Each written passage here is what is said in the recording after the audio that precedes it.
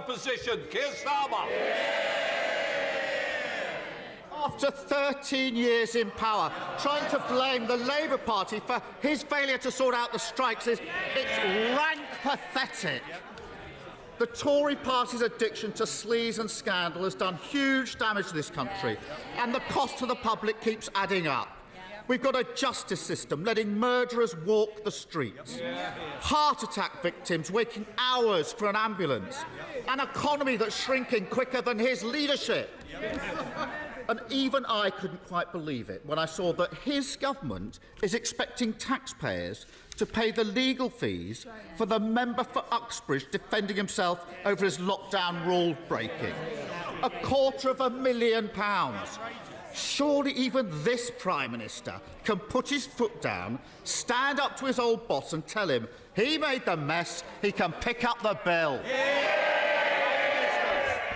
Mr. Speaker, he can't stand up to his union bosses. He can't stand up for Britain's school children today. And he can't stand up for the women in his party, Mr. Speaker. We're getting on, we're halving inflation, we're growing the economy, we're reducing debt, we're cutting waiting lists, and we're stopping the boat. While he can't even figure out what he believes in, we'll keep delivering for Britain. Is the Prime Minister going to get a grip and negotiate with working people, or does he intend being remembered as the PM who silenced and sacked hard-working nurses, paramedics, teachers, rail workers and firefighters in a cost-of-living crisis? Well, Mr. Speaker, when it comes to teachers, we've actually given teachers the highest pay rise in 30 years. It includes a 9% pay rise for newly qualified teachers and record investment in their training and development. I am clear that our children's education is precious and they deserve to be in school today being taught. And actually the party opposite would do well to say that the strikes are wrong and we should be backing our school children. Dr. Neil Hudson.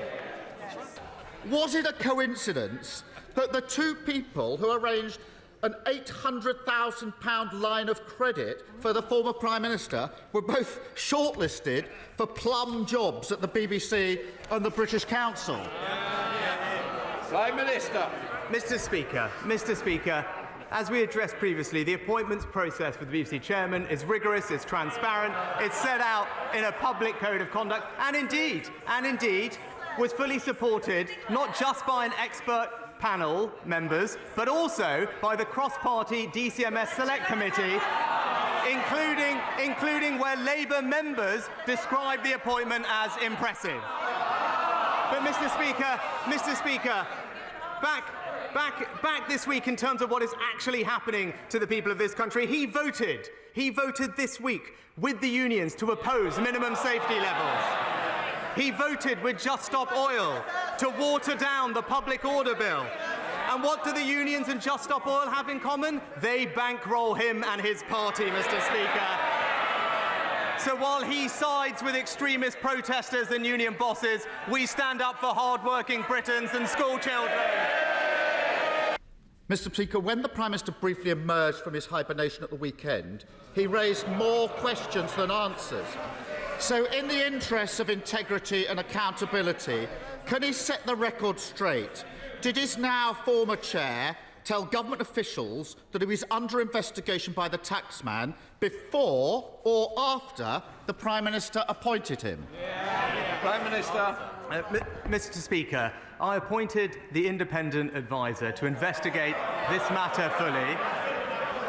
He has set out his findings in detail over the weekend, and on receipt of those findings, I took action, and I'd refer the honourable gentleman to the independent adviser's report. Keir Starmer. At the last count, the Deputy Prime Minister was facing 24 separate allegations of bullying. According to recent reports, some of the complainants were physically sick. One says they were left suicidal. How would he feel if one of his friends or relatives was being forced to work for a bully simply because the man at the top was too weak to do anything about it?